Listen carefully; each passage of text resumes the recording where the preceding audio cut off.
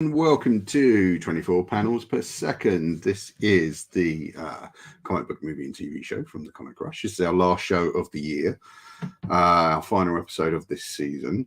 We are going to be talking about Aquaman to the Lost Kingdom, or as it should be called, Aquaman, the Lost Kingdom. I made up all these title cards and got them wrong just before I'd seen the movie and didn't realise. So sorry, folks. Sorry if I've besmirched your sacred fish boy here, but there you go. Hey, Liz. Hi, Paul. I'm here with Liz, as always. Hope you guys are having a great Christmas and are looking forward to a good New Year. If all goes well, you should be watching this probably New Year's Day. Hungover, maybe. I don't know. Not us, Liz. Obviously, we're well-behaved adults now, but yeah, we're going to talk about Aquaman 2, and we're going to try and squeeze in a little conversation about the Marvels towards the end as well, because we didn't get to cover that, even though we were scheduled to. Unfortunately, life got in the way and we couldn't cover it. Liz, the sequel to Aquaman. Let's give a quick synopsis here. After failing to defeat Aquaman the first time, Black Manta wields the power of the mythic Black Trident to unleash an ancient and malevolent force. Hoping to end his reign of terror, Aquaman forges an unlikely alliance with his brother Orm, the former King of Atlantis. Settling aside their differences, they join forces to protect their kingdom and save the world from irreversible destruction, which pretty much kind of sums it up quite well. Now there was some debate between us, some very angry debate between us. Strong debate.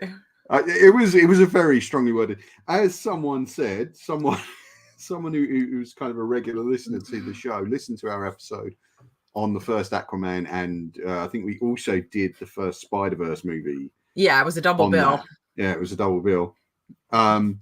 And they said it was the only time they were afraid for your life because of the degree to which I got really wound up about Aquaman. And of course, I would never injure Liz, but I did feel that injury had been done to me by making me watch the first Aquaman film because I thought it was abominable. It belonged in an abyssal trench all of its own. I have actually since tried watching it again, and I got through it, but that's the best I can say for it. I got through it. So, you know, I kind of went into this with a lot of trepidation. You probably went into this with a lot of enthusiasm, because you really liked the first Aquaman, right? I loved it. Yes, the first Aquaman movie. So it's funny. At Christmas we had like kind of a works Christmas do sort of thing. And a couple of my colleagues started talking about the DCEU.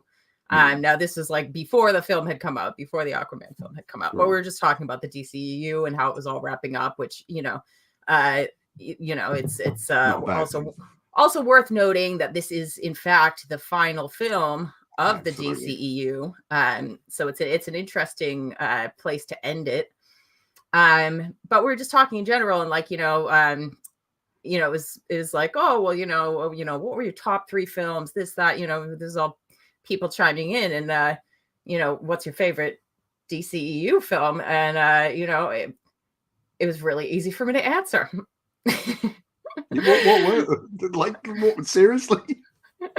What is my favorite DCEU film? Now, I have to be clear. When we're talking about DCEU, we're not including Nolan's Batman film. No, absolutely not. We're talking about Man of Steel onward. Are we including The Batman? I don't know if I would include that as a DCEU film, because it really isn't. Yeah. Okay. And it actually is something that's going to move forward into the next phase of DCU films. And it's, that Batman is not the Batman of the DCU. That, true. I think everyone would agree is Ben Affleck. And so I would not consider that part of the DCEU. I think my favorite DCEU was probably the Suicide Squad. the Suicide Squad sequel. I really loved that. I liked it a lot. Yeah, I didn't like the first Aquaman. I mean, principally looking back on it now, and in respect to this one as well, I feel, and this is what made me kind of think of this. It wasn't a film that knew what it wanted to be, and though there was one tone to the film, like tonally, it had its one tone. It wasn't a tone I wanted out of that film. And there were just a ton of things and moments in it I just didn't like. Are we talking about the second film or the first one? The first one. Okay, the first one. So, like I said, I went into this. I mean, I just don't want to be bored when I go and see these films. I don't want to be bored, and I don't want to be like. I think it's stupid to get angry at these films. Like, do you know what I mean? Like, that's kind of a realization I'm coming to as I get older. It's pointless being angry at a piece of entertainment. I mean, you have the choice not to watch it. Sure. I know there's a lot of recreational anger out there for these sorts of things now, and there's a lot of mileage in that for people. You know, more power to you. If you're getting the clicks, great, good for you. But I'm just not necessarily interested in being as angry as I used to be about these movies. So there's the conflicting viewpoints we've got going into the film. So your expectations were quite high, yeah? Yeah. I mean, you know, so to finish my yes, you know, please, sorry. My thought there, Aquaman, you know, the first Aquaman movie, you know, I could really easily say that was my favorite DCEU film. I loved it. I just thought it was a blast. I liked the tone of it. I actually thought it had a really clear story. You know, I didn't think it was all over the place. I thought it was, you know, actually like it had a really clear through line. You know, it was a pretty basic plot, you know, about the, you know, sort of reluctant, you know, would-be king having to step up and take the place, you know, for the good of mankind and Atlantean kind. You know, it just had a lot of, you know, kind of classic tropes. It wasn't breaking the mold in any way, but I really, really liked it. I liked the characters. I liked the set pieces. I liked the action scenes. I liked, you know, just the kind of real classic storytelling in it. And I thought it was just a blast. I didn't feel any of those things were present. Well, I mean, you know, I've probably watched it about 10 times now. So, you know, my God, Liz. I feel that I can say that with authority. And is it, you know, it's okay. Is it the best film in the DCEU? Maybe not. Is it my favorite? Yes. Yeah, and that's I think that's absolutely fine. And I think that is one point that I don't think people always get about films is your favorite isn't necessarily always going to be the best. Right. I mean, my favorite Scorsese movie isn't the best Scorsese film by a long chalk. However, it's still my favorite. It's The Color of Money, in case anyone's wondering. But yeah, you can have favorites, best, because there are ones that you just enjoy just looking at and just listening to and just watching. Aquaman, the first, is not that for me in any way, shape, or form. I actually felt that the storyline was kind of didn't get muddled. I just felt that the whole thing became about plot-wise about whether or not there was going to be a conversation about going to war with the surface world rather than whether or not there was going to be a war with the surface world. And that undercut a lot of the kind of big stuff for me. And also it just irritated me. You know, Momoa irritated me. The look of the film really irritated me. And, you know, like I said, I've gone back and tried once. And it's just like I'm not warming to this. See, I can certainly see if Jason Momoa's take on Aquaman rubs you up the wrong way, you're not going to like these movies. No, I think it's just Momoa irritates me. Sure, okay. If you don't like Jason Momoa, I do. But I just in this film or in that film, He freaking irritated me. Okay. Yeah. Well, it's like it's a a little bit of a divisive casting choice. Yeah, sure. It's a little bit of a divisive take on Aquaman. If you're a fan of the Aquaman of the comics, that's not really it's not super true to character. I wouldn't say. It's No. the Aquaman of the comics is kind of a little more. Well, I actually have a commentary on that I think we'll get to later, but he's a little more regal, a little more kingly. He's a lot less like dude bro. Yeah, and he's more like, and I think because the dude bro persona is one of the more irritating ones to kind of grow out of modern society. I think Momoa really embodies that, and has actually done his best in his public kind of persona to embody that. And it's just like, look, I find this really freaking annoying. I'd find this really freaking annoying if we were down a pub. I'm definitely going to find it annoying if I'm paying 12 quid to see a freaking movie. So I'm not really interested. So that really irritated me.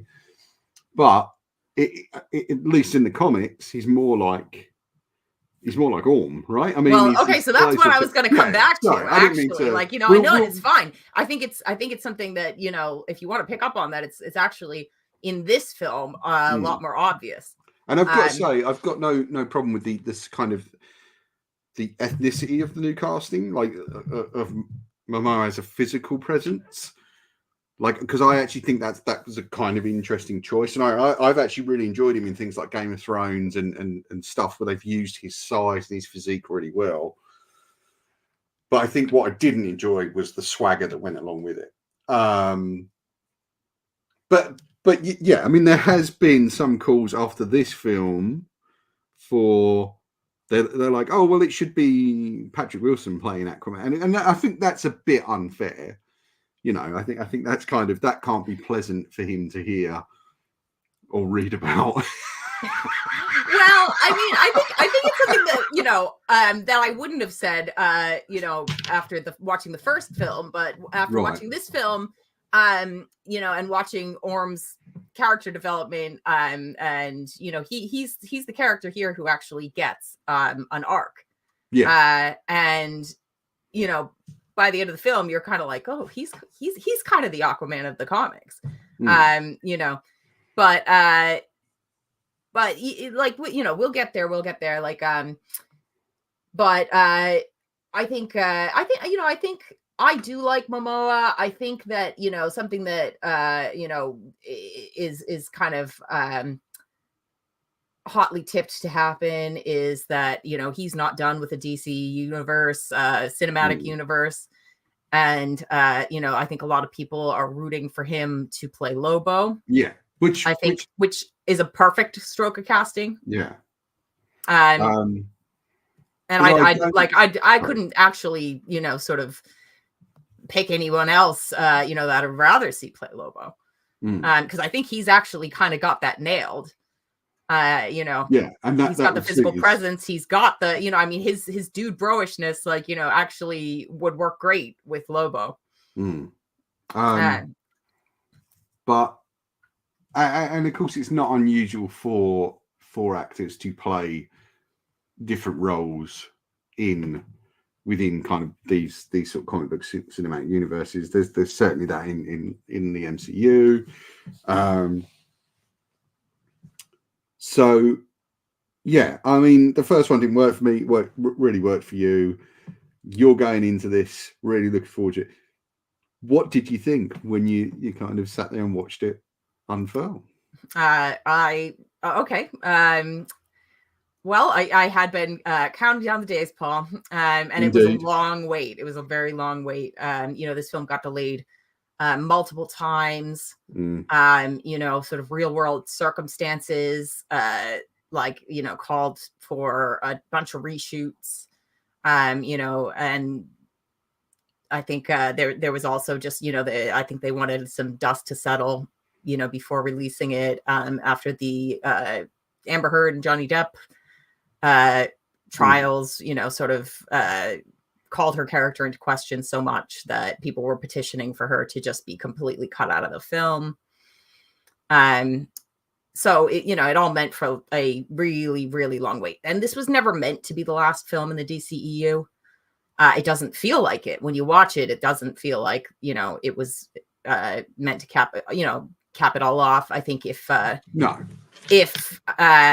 had come out, when it originally was supposed to, it was supposed to kind of tease Michael Keaton in, the Flash movie and things like that, which, I think the Flash, feels more like an ending to, that cinematic universe than, Blue Beetle, which came after it, or Aquaman, which came after it. And I've still not seen Blue Beetle. I wasn't overly in love with the Flash. We did that podcast. And I am aware now, of course, that the age and frustration with these movies in general is playing a big part in my opinions about them. So, I'm saying that going in, yeah, I am aware I'm a grumpy old kid. And that's, but can I just say that, Liz, we were supposed to do this podcast just right before Christmas. Oh yeah, speaking of which proved to be a very busy time. Right. And I felt, I don't want to say bullied, Liz, but I felt a bit bullied into doing it just before Christmas because I was told I had to see it straight away. Well, I wanted to see it straight away, just preferably on release because day. Liz wanted to see it straight away, even though we are in entirely different countries. And it's not really going to make a difference. I still don't see the problem. And I felt a bit pushed and bullied to see it. So, unfortunately, we had to call time out on that podcast. But, no, I did just get too busy before Christmas. But, I went to see it today with some trepidation. And, I was... we'll get into it. So, Liz, we've got this kind of thing where Black Manta is still kind of trying to get revenge on Aquaman for the death of his father. An event is blown out of all proportion. Well, I mean, I don't know. He killed his dad. The length that he goes to in this, it's just like, oh no, mate, I think you're kind of blowing this out of proportion. As is per the usual for the villains in any comic book movie. And I think it really helped just having really one main villain in this, whereas I felt in the first one you had two, and you had an A villain and a B villain in the first one. And you do kind of have a B villain in this, but much less, with much less presence. Yeah. So he's still trying to get friends. He's using Randall Park's doctor, who's in the first film, and who I'd actually forgotten about until he popped up, and it was just like, oh yeah, Christ, yeah, there was that.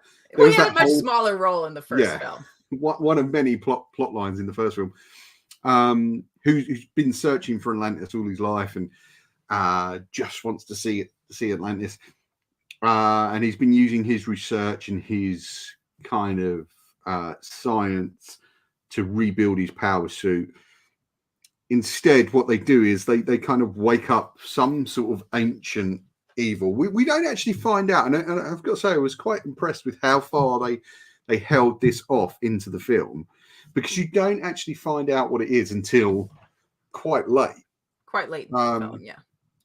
And I was quite impressed with that storytelling wise, because I think it's quite a thing to hold back exposition that long, and still keep the film moving and keep the audience interested. And he's imbued with a power by this ancient evil that wants to use him as a kind of vessel to free itself secondly, but firstly to kind of destroy Atlantis and destroy Aquaman. They do this by stealing this special, the auriculum, I think it's called.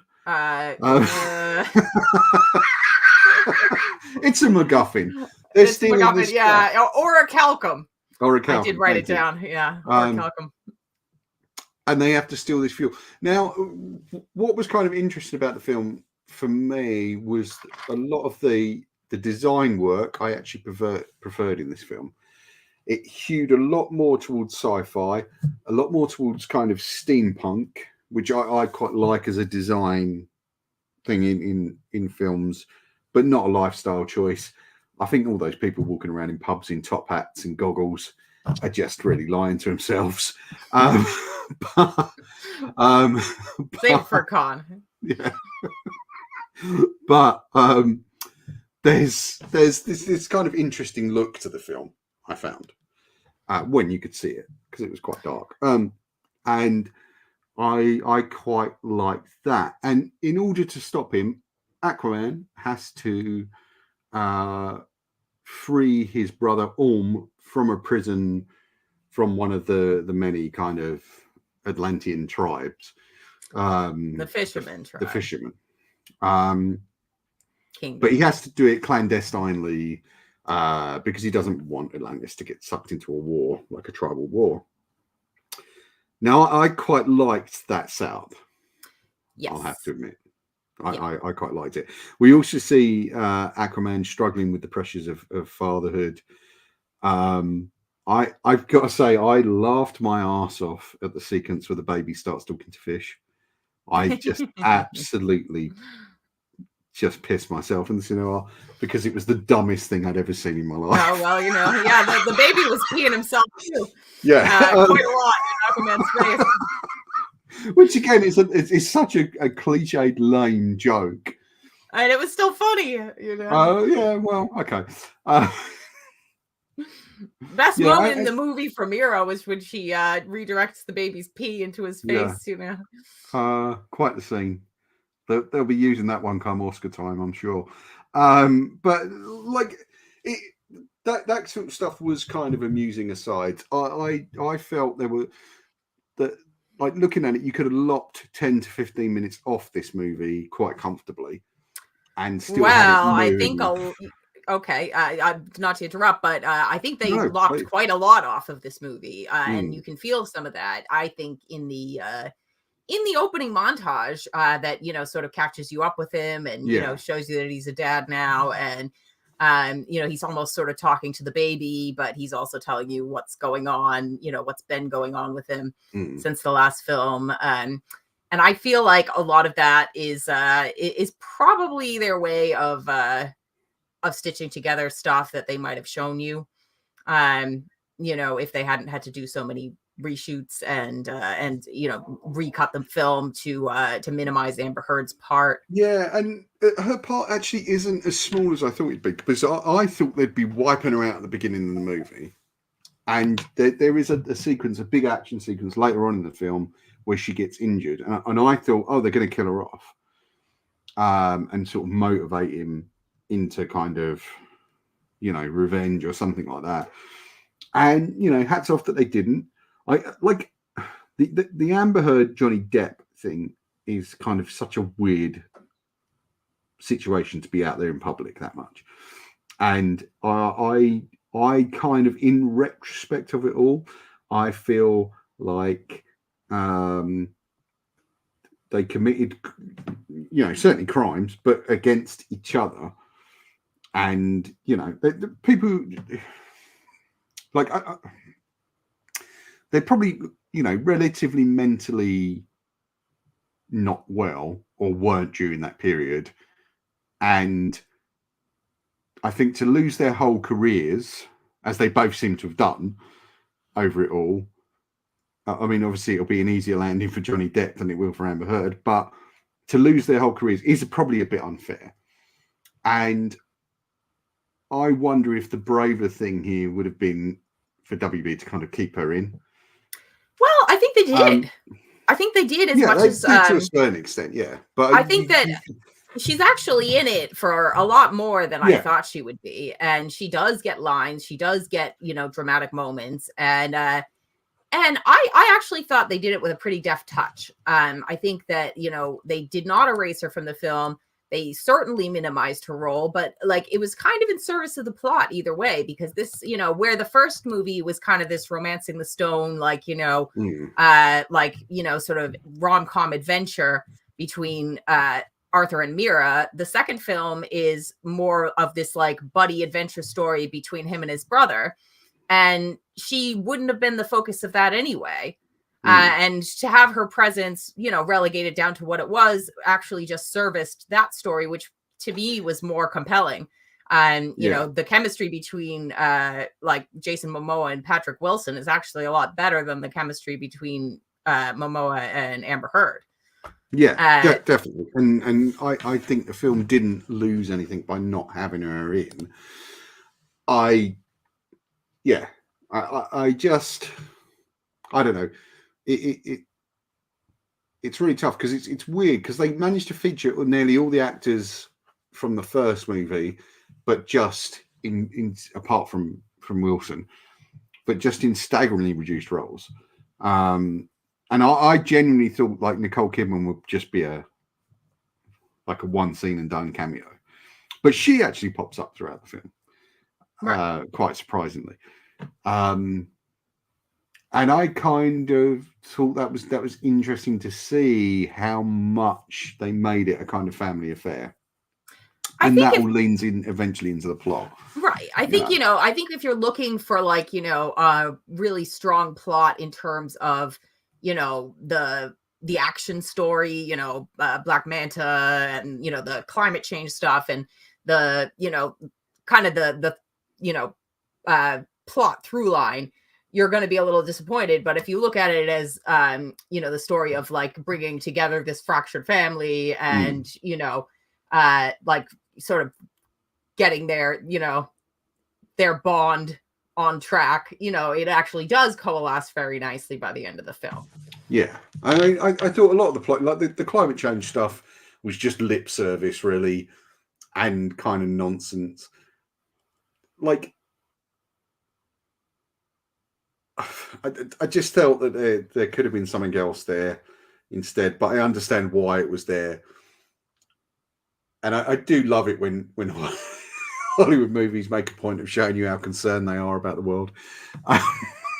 Well, it's now become very, in trend to keep it topical to some degree or other, and to, to touch on some kind of real world issue. Absolutely, and God bless them for doing it. But it's also amazing that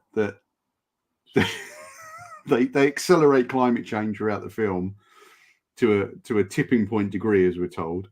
But no one does anything. It's like, we just can't figure out why it's happening, so we're not going to do anything.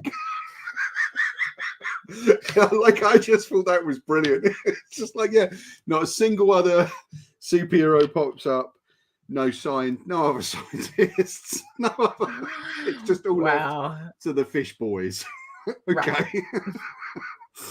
But this movie did lean a lot harder into kind of sci-fi and like just with the look and the visuals, I felt it lent a lot harder into sci-fi. We get very much into Star Wars territory, I find. Well, certainly with the, like Mos Eisley cantina scene, basically, which was actually for me, a fun scene.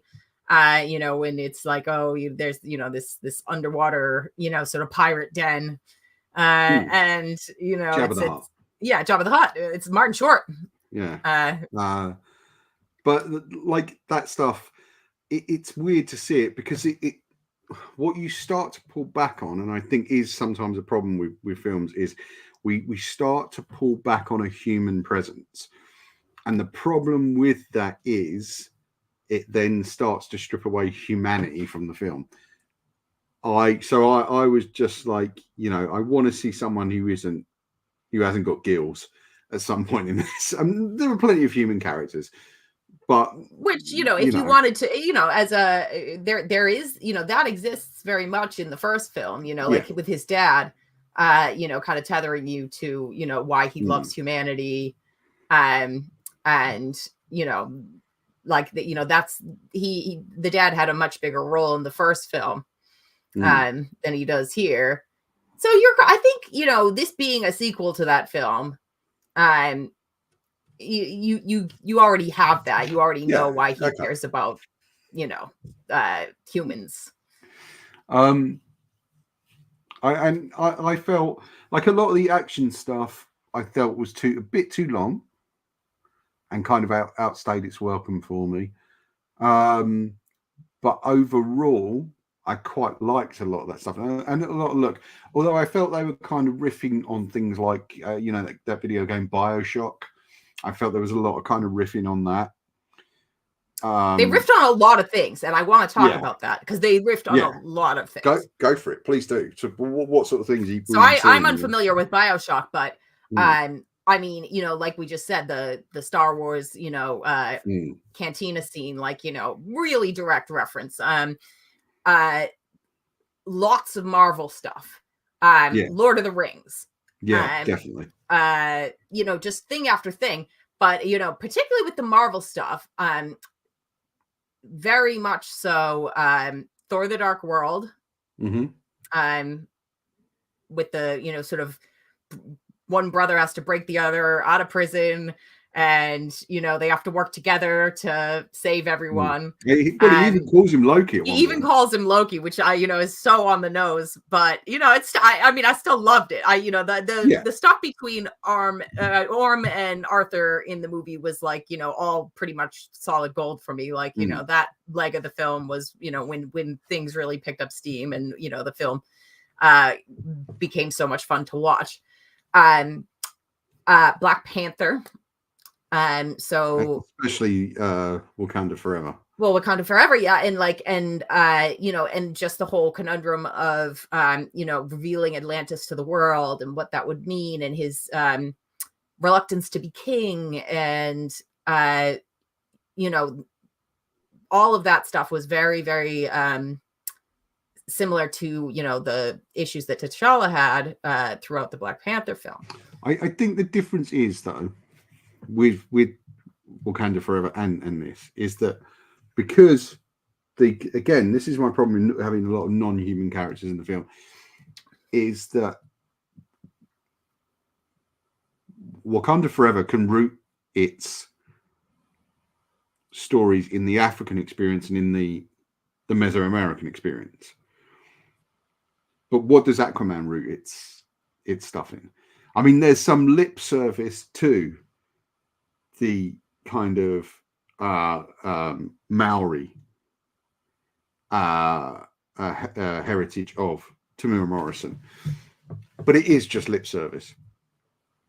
And whilst those moments are fun, and instead what you have is this kind of pops. There's moments of fun, but they're not.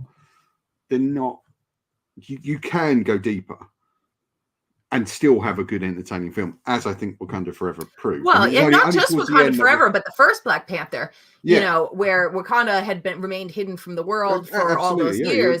You're right. And they were, the big debate was whether to reveal themselves and share their resources and, and open themselves up to potential, theft and persecution from, all the other countries in the world.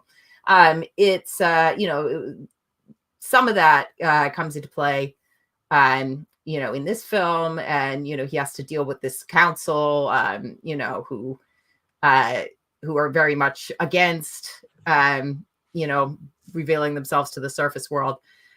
So yeah, it has like similarities to both Black Panther films, but also I think what you end up with in this in Aquaman so it is a kind of pop surf on different cultures. Like again, I found myself laughing at that moment when they're cracking open cans of Guinness, and you just go slancher, and it's just like, oh, piss off, mate. Come on. like come on, just stop now. Just stop. And then finally, the really obvious one is at the ending. Iron Man 1. When he does announce, I felt himself to the world. That whole scene, that whole sequence was kind of a riff on the whole Marvel kind of. But the thing is, Marvel carries off that sort of worldly pretentiousness quite well, because I think Disney feel like ultimately they're saviors of the world, and therefore it's very sincere. Yeah, in the Marvel it's very sincere. Whereas I think the people now working at Warner Brothers know they're fucking monsters. Therefore, well, it's like you get that moment, you get it, which is it's an odd ending to the film. I have to say, I love the film, by the way, but like I mean, I just laughed at it, and not in a good way. I wasn't laughing with it. Was I was laughing very at much it. like I am Iron Man. Except that like there was no, I mean, I thought it was like fairly obvious at this point that he was Aquaman. There was never really a debate about his secret identity.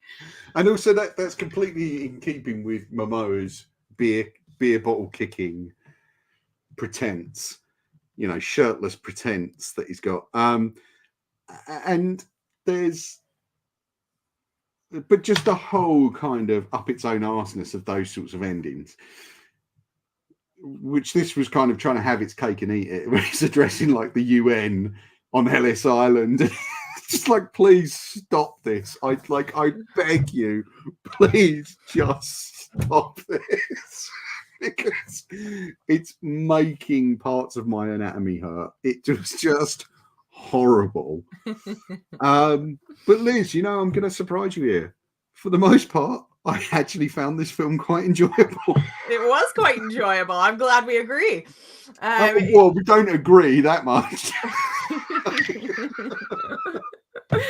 Cats and dogs aren't living together. It's not raining frogs. Like the world hasn't turned upside down. We don't agree that much. I'm glad you've seen the light. I haven't. Please do not twist my words on this. It's about time, really. But there is it's funny just watching. So I mean, there's I love that great little moment where Aquaman convinces Orm that cockroaches are a delicacy on the surface world, and he eats one because Momoa looks like the type of person who would totally eat a cockroach on a bet. But it kind of Did you hang around for the post-credit scene? The one in the burger bar? Yeah.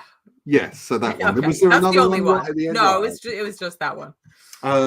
There was I liked a lot of the Patrick Wilson stuff on this. He was great. He's such a good actor. I think he actually did have the best role in the film. Yeah. He had the character arc. That Arthur, for better or worse, has no character arc in this movie. No. And neither really does Black Manta. No, he doesn't. And he's a terrific actor. Yeah. Yara Abdul Martin second. He's a terrific actor. I think he has real presence and resonance when he speaks. He's got a wonderful voice, and it's just like he was just reduced again to kind of. Well, he was just a vessel. Sure. I mean, yeah, that's the thing. So, okay. I will, straight up, I loved this movie. I loved it. Yeah. 10 out of 10 for me. Really 5 stars, 2 thumbs up, all of that. But I can also pick it apart. I can also pick it apart. Like, there's a million things that I could say, like, oh, well, they should have done this. They should have done that. Or, this didn't work. Like the Black Manta storyline. Having your character, your villain, possessed the entire time gives him therefore no agency. So he, from all we know about him is exactly what we knew about him the last time, which is that he's really mad at Aquaman for killing his dad. But then within the first 5 minutes of his arrival in the film, he picks up this black trident and is possessed by this malevolent spirit of, this ancient evil king. And so it's not even really him acting as much as, sort of being led around by a malevolent force. Yeah. So it does kind of rob him of any agency of his own, and the terrible things that he does along the way, you kind of can't even really lay blame it on his feet, for doing them, because, he's been possessed. So, unfortunately, his story, is really kind of relegated to, very one note. And, he never really gets to have any growth throughout the film, or dimension. And it is too bad, because he is, a fantastic actor. And I thought in the first film, his motivations were very clear cut. You could empathize with him and see why he did what he was doing. In this film, he's just on that same trip and never comes back from it. And it's just this total reliance on all these kind of weird tech and stuff like that. And the film was very obsessed with technology and very obsessed with toys and things like that. And it felt like the early days of the MCU, where it's just like, it's still toys. We're kind of part owned by this toy company, so if you could just sell some toys for us, that would be great. And that's what it felt like. It's just like, it's going to be a ton of freaking toys, and they would be great toys as well. But completely impractical nonsense. Like I was watching that moment towards the end where the sort of his where Black Manta's sort of chief I don't know, right-hand woman. Stingray. Who is a comics character on in her own is right. She even named in the film? They don't even. No, I don't think they do. I don't know if anyone ever refers to her as Stingray. They've got these kind of giant metal octopus things, and you have to pull a different lever for each leg, and it's just like, this is totally impractical. What are you guys doing? This is nonsense. You need 8 arms. You'd have to be an octopus to bloody run it. But it looked cool. It did look cool. And I liked a lot of that stuff. That was fun. Overall, though, the movie did feel kind of very vacuous and very empty. And I think part of that is down to Momoa. I think he always strikes me as being very vacuous and very empty. Well, I think that in this case, what they really needed to do was give him a clear arc, give him, basically, we find out in the first 5 to 10 minutes of the film during this montage that he loves being a dad, loves living on the land with his dad and drinking beer, and hates being king, and is really bad at it. And really wants to be king and finds is really good at it. Yeah, and finds out that that Aquaman didn't want to be king, never wanted to be king, and was not down there in the first place to be king. And so the end builds you all the way up to Patrick Wilson fucks off and has a burger. Right. Yeah. It's like the really obvious thing that they needed to do was have Arthur say, you know what? You deserve this. You're the one who was raised to do it. Yeah. I believe that you're, everything tells you that that's what should happen. And then instead they're like, have you ever tried a cheeseburger? Yeah. Instead they're like, and so we'll just pretend you're dead and you can never return to Atlantis. So go live on the land. Yeah. I just wonder if the part of the whole kind of hero's journey process would not have taken, would not have gone in the right direction for the filmmakers. They were kind of probably so set on, oh no, he's still got to be king at the end, rather than making the more interesting ending. I mean, there are lots of... There's always, with these films, the film that doesn't get made, the draft before the draft, that's probably the most interesting, where it's just like, what would have happened if Randall Park's character had been possessed instead? Or what would have happened if Stingray had been possessed instead? And wouldn't that have been more fascinating? And wouldn't that have made a more interesting film? And wouldn't it have been interesting if all three of the two bad guys and Aquaman would have had to have teamed up at the, to fight, Stingray or Randall Park, or, wouldn't that have been a journey that you would have wanted to go on? And instead it all kind of, it did. I think it's always a struggle with these types of big films, where you've got to lean into the cliches and expectations the right amount, and also subvert those the right amount. And it's a very hard balance to find. And I think films like you remember The Last Jedi, right? Like how we felt about that, and how that agonized face is right. So I felt that would have been a lot better if it had leaned into some of the audience expectations and leaned into some of the cliches a bit more. And you could have still had the subversion that film, attempted within those contexts and within those moments. You didn't need to do the things that it did, and you probably wouldn't have had as bad a third film as we got if that film had been better. So yeah, I mean, it is a fine line to walk, and I do feel for anyone undertaking that. I felt it was a lot more interestingly directed than the first film. I mean, I think James Wan's a great director. I love his stuff. Yeah, no. I mean, I can't think of a James Wan film that I've watched that I didn't enjoy. Yeah, okay. All right. Why? What have you watched of his that you didn't like? Besides Aquaman. Besides Aquaman. I don't think Saw's as good as everyone thinks it is. Saw's great. The first Saw is awesome. It's a great horror film. Did he do the last Star Trek? The last No. Kelvin Universe Star Trek? Are you sure? I'm pretty sure. I thought that was James Wan. I don't know. Be getting my directors we'll have to consult the internet about that. But long story short, I think he's a really good director. I think all the horror films that he's done are really terrific. I think he has a certain audience appeal. I don't necessarily share that, but I think that. Yeah, I mean, I actually quite liked his direction on this. I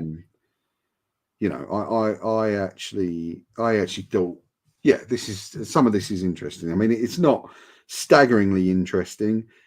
It's not. Justin Lin directed Star Trek Beyond. I apologize. I was getting mixed up there.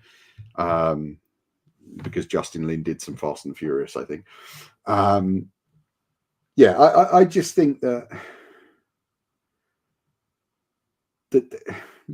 ultimately it was kind of a big film that was okay. I mean, I enjoyed it to the max. Are there lots of things about it that I would if I was writing the script, are there a bunch of things I would do differently? Totally. That there's just like a lot of things I feel are really obvious little changes they could have made, and it would have been oh, that would make so much more sense. Oh, that would be like a great payoff. Oh, this would be really satisfying. Did they always do those things? No. Do I really care? No. I just had a great old time watching it. I just all the jokes, if you didn't like the jokes, then you're probably not gonna like it. I did. I thought it was hilarious when Orm was running and you find out he doesn't know how to run, so he's kind of swimming and and then as soon as he figures it out, he blasts past Arthur and the cockroach stuff. I know people, it's everyone's divided on the cockroach stuff. I thought it was very funny. Also, I feel that once you get to that island, two things come into play. Two other things it's riffing on. One is Jules Verne's Mysterious Island, because the butterflies are giant, giant butterflies, and the film of Mysterious Island, which I don't know if you've ever seen. It's a quite famous Harryhausen effects film. And of course, Avatar. It's like, oh yeah, now we're.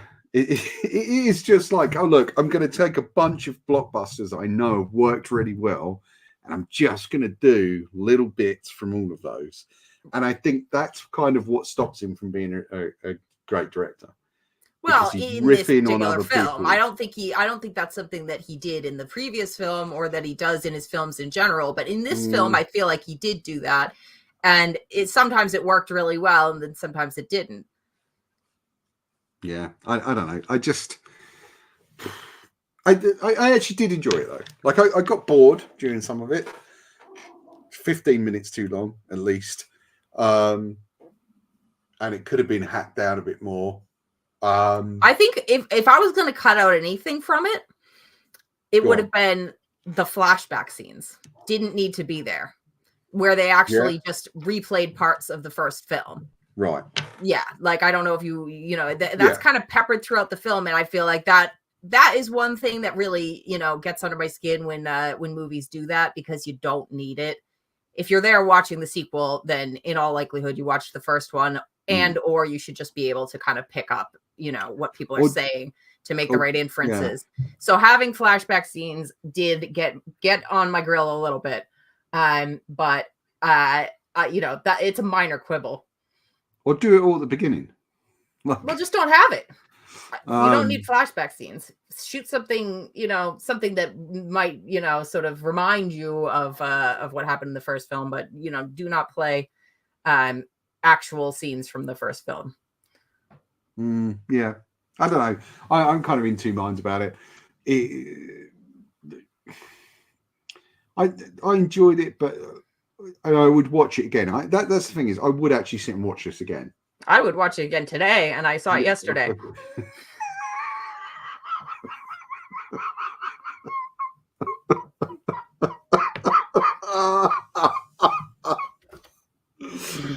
You've got no self-control, Liz. You've got no self-control. You are such a glutton for punishment. Oh, I went right home and watched the first one again. Oh, Jesus Christ. Why? One day there's going to have to be, I think I'm going to fly out to the US to visit you, and we're going to sit down and have a long conversation about why you like such mediocre crap. No, then we're going to sit and watch Aquaman. Yeah.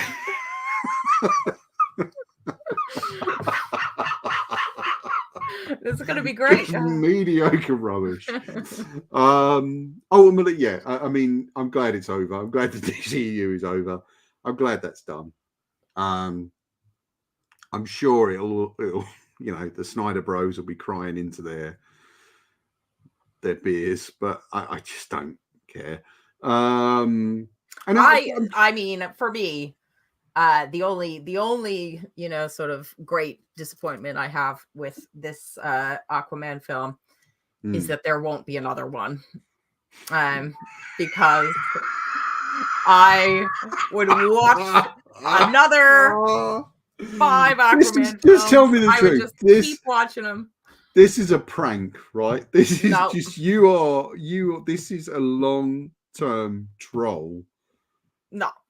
From you to me that you've been you've been perpetuating on me for the last sort of 5 or 6 years. Like, this is what this is, right? No, you don't genuinely feel this way. Yeah, your level of taste, the bar could not be more sincere. So low that you you would watch another 5 of these. I would. Well, don't worry. You'll be able to. You will be able to see another 5 of these, but they'll all be called Avatar, and they'll be out in the next few years. No. So at least we've got to move on quickly, because I do want us to talk about the Marvels. All right, now disclaimer here: it's been quite a long time since I watched the Marvels, so my memory is going to be a little fuzzy, much like the cat and the millions of kittens. This episode may go a bit longer. Sorry, but like this film also got a lot of hate, and there was a lot of talk of like the box office being really bad on this. Now, I kind of did try and tune some of that out. As with all the Marvel movies, I will kind of just go and see them right off the bat as early as possible. Yeah, and I know that you're always kind of first in line to see these things. Did you enjoy this film, Ruth? I did enjoy this film. Do I think it's the best Marvel film? No, I don't. But I had a fun time at the cinema watching it, and my expectations of it were pretty much met. Because I did think, going in like that, it had a lot of reshoots, and it had a lot of balls to juggle. And I think it did so well enough. But you basically got 3 leads, and that's kind of a tough thing to kind of keep from disservicing all 3 of them. By not kind of putting forward just one central character. And yet I think they did a pretty good job. Yeah, I mean, I think it had, like, I felt like Aquaman, the first sort of 15-20 minutes of the movie were really bumpy, and it took a long time for it to settle down into something kind of. It was when they got to the brother stuff is when it actually got, when you kind of hit the stride with Aquaman. Yeah, and here I think it was kind of always much stronger whenever Iman Vellani was on screen. I thought she was great, and she really glued that film together. Yeah. But I mean, you had this completely uninvolving villain in Darben, played by Zoe Ashton, who you just like. I kind of just felt all this had been covered in the first film. And also they would then kind of deny the audience the moments where it would become interesting. Like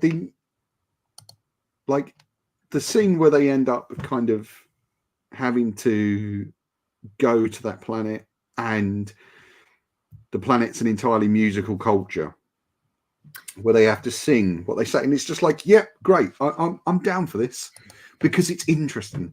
At least it's something different. And also you've got two characters there in Kamala Khan and Monica Rambeau, who both come from musical cultures. Like, if you want to take Rambeau's all the way back to like the kind of African cultures that she would have come from, and of course especially Kamala Khan, it's just like, yeah, this could have been a scene where they handle it so much better than say Captain Marvel does, and there could be things you could play on in that because they come from like musical based cultures, and Captain Marvel doesn't. And then you have this whole thing where it's revealed that Carol is married to this character, which once again seemed to have just been put into the film so they could get one of the members of BTS. Yeah, a very popular pop star in. Now, I've got to say, I understand nothing about the Korean K-pop music boom and scene. It probably isn't for me. That's cool. I'm not casting any aspersions on it whatsoever. I don't understand it. I'm sure actually if I took some it's just some good pop music. I'm sure if I took some time and listened to it, I would actually really enjoy it. However, I don't know if you would. Yeah, I might do. I like it. I mean, if you're into like NSYNC and the Backstreet Boys, then you would probably like it. I don't want to choose one. Yeah, Liz. Okay, all right. I'm not a complete. I mean, because obviously I live for that stuff, so I'm all about it. And I actually really like pop music, but I'm not really into a lot of very, very modern pop music. But the film could have anchored around Carol having to get married for some reason, because you could have made a statement about women, and the sort of perceived place in society, right? Being versus, forced into an arranged marriage, all yeah, that stuff. and there could have been an interesting film, and instead it's just about, the crew is still angry. Right, it's a throwaway scene when actually it's kind of the most interesting scene in the movie. Yeah, And I would have liked to see it be expanded upon. and then also you have the like, The little Flarkin kittens, which was amusing, but a complete kind of almost pointless diversion, because I don't understand what it was saying, against the rest of the film. I don't think it was. I think it was just sort of a gag that got out of hand, really. Like, I think somebody on the set obviously thought this was a really great idea, and at some point the script just kind of said, let's just really run with this, like, weird Flarkin egg thing. Yeah, and also, like, I don't understand what they were doing with the characterization of Fury. Yeah, that was really, I mean, poor it just Fury. felt like, He's had a rough, like, last 2 years as a sorry, character. Like, your microphone has just gone a bit for some reason. can you hear me now? Yeah, that's great. Sorry about that, folks. But yeah, sorry, what were you saying? I was saying that, poor Fury, he's really kind of had a rough go. Secret Invasion really did not do his character any favors, in my opinion. Like, I think, using him for comedy sparingly worked very well in, like, the first few phases of the Marvel films, and only as this, like, really taciturn, ornery character that you could kind of use as a straight man. Yeah. But using him for just like slapsticky gags in, like they did in this film, I didn't like it. And and in the first Captain Marvel movie, I think there was some silly, choices made with his character, like, like that's how he got his eye patch and everything. I thought that was really dumb. I like Fury to be taken seriously. I mean, I felt that kind of Nia DaCosta was probably done dirty a little bit on this film. I mean, I think going in that there's been some stuff reported where she had some issues with having to make this fit into the rest of, the MCU. And I think she kind of point blankly said, I'm just not interested in any of that crap. Like, I'm just not interested. Not that it's bad, but I'm kind of, I'm more interested in telling a story with these characters, and I think that's kind of the stuff that Marvel's starting to run into. There was the great thing that came out in sort of between this film and Aquaman, where Taika Waititi admitted that he just did Thor for money.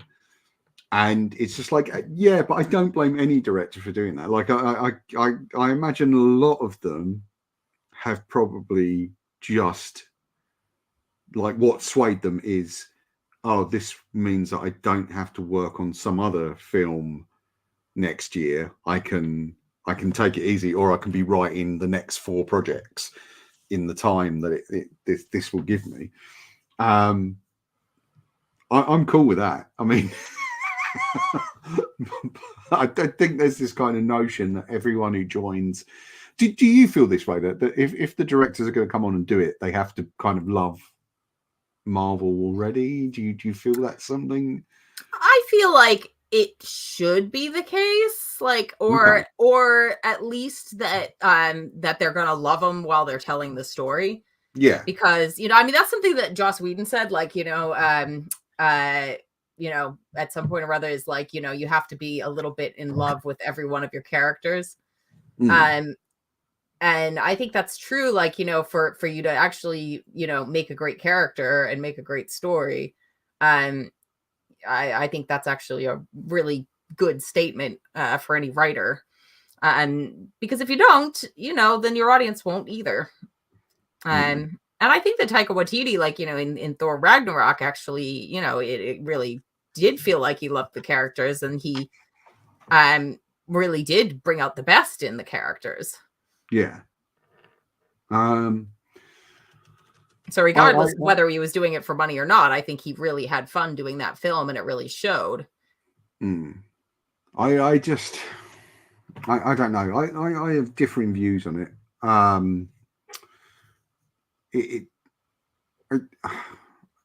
I guess I kind of agree. I think you've at least got to kind of enjoy the process of it to be able to sort of stick with these movies for a year or two while you're making them, because they seem to take a long time.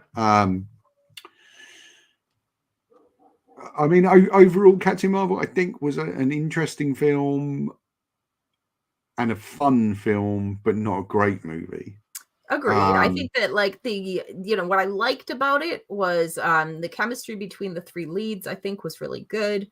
I think it was really fun watching their relationships develop and blossom. And Marvel, I thought Ms. Marvel was fantastic. I thought she was, kind of the most fun presence of the three. But I thought, I actually thought that the other two actresses did a great job too. Like, Brie Larson is a kind of a polarizing figure as the lead, but I feel like they made her a little more relatable in this second film than she was in the first. I thought it was smart to, kind of give her this dynamic with two other female actors, to work with, rather than, it's great that you actually see three female lead actors in a big sci-fi action film. Yep. Like, hats off to him for that.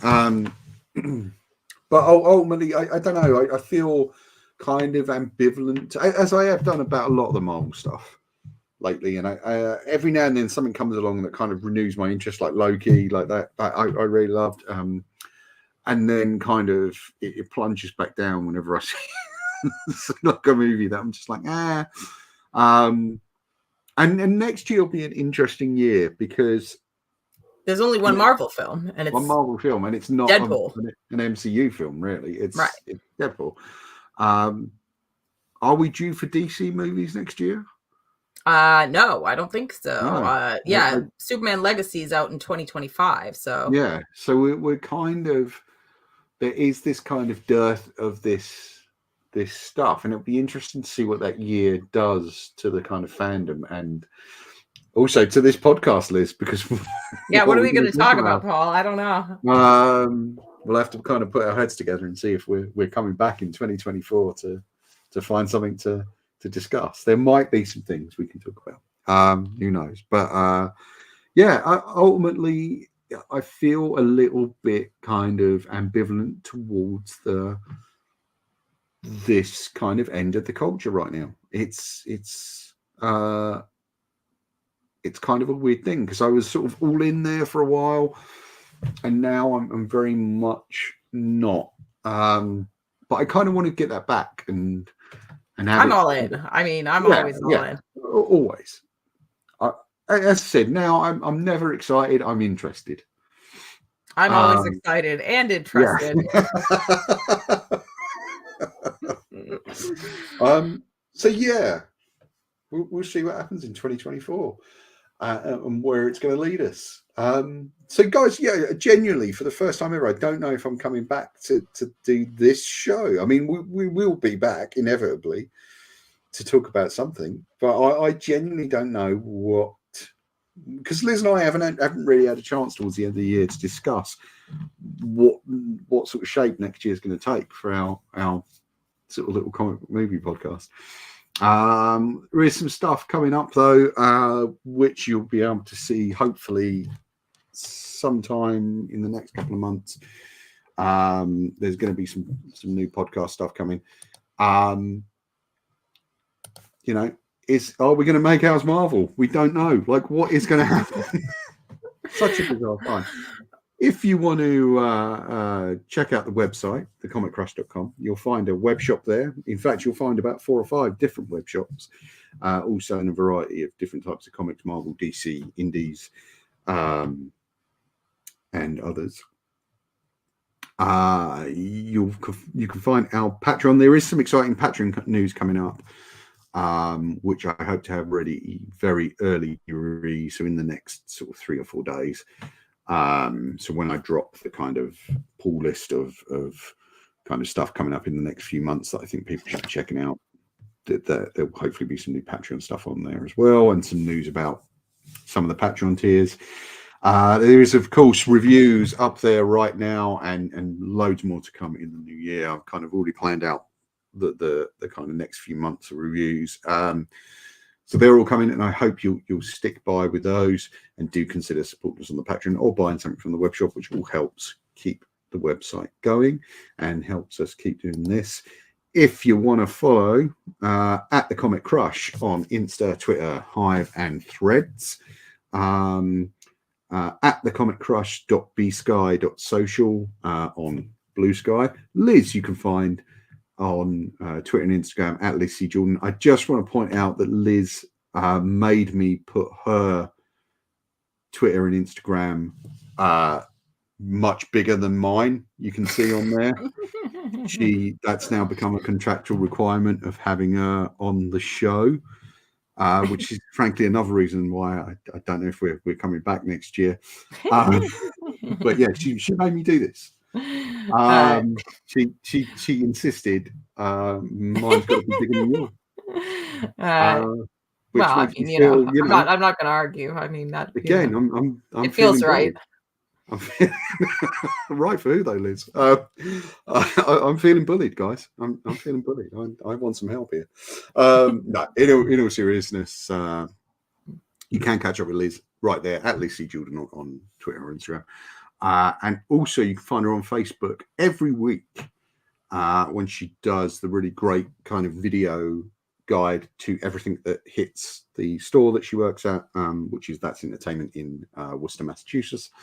Those are really great video guides. I always share them on my Facebook page, so if you follow my Facebook as well, you'll be able to catch them there. But they're really great, and it's always good to kind of see her giving you an update on new comics. We really should get back to doing some comic stuff, Liz. I agree. Hey, I mean, I am the comic book queen. I'm, anytime. But it's been fun, Liz. Thank you for all your appearances this year. It's been lovely chatting to you. I'm always pleased that I get to chat to my best pal about comics and about comic book movies. It's always a delight every time we get to do it. Want to say a big thank you this year to Keith Isles as well, who has appeared on a ton of podcasts with us. Keith, you can check out over at Home Media Minefield on his channel. So he does like Blu-rays, DVDs, things like that. Sorry, Blu-rays and 4K, not DVDs really anymore, because hey, it's 2024. So you should check that out. And he does a lot of good chats on like kind of niche culty movies and TV shows. And his live streams are always good fun. So do check those out. Also, thanks to Rob Deb, who's appeared on a few this year. Hopefully we'll be seeing him more next year. Rob is our very good friend, and we hope to see him. And to Nikki, who I really haven't seen this year, but always love. I've got to chat to her a couple of times just on WhatsApp and stuff. Not nearly enough. And I did actually get to see Nikki this year. She came over to the UK and we got to hang out for an afternoon, and that was lovely. So hi to Nikki. Yeah, would love to have you on next year. We missed out on talking about Rebel Moon, which I'm sure would have been an epic chat between us. In fact, I'm gonna message Nikki in the new year and see what she's all of it, because I'm dying to know. Yeah. So to everyone who's come on, all the guests on the various podcasts, hopefully there's going to be more in the new year. I'm sort of lining up interviews and things. I do kind of want to do more of this stuff because I do neglect this channel a bit, and I'm sorry. But it is the downside of running the website kind of solo, is that it does take up a lot of time. But hopefully I'll be able to come back and balance it out a bit more. Thanks to everyone. Thanks to all the patrons. We'll see you in 2024. Liz, Happy New Year. Happy New Year. We'll see you guys soon. See you next Bye. year. Bye.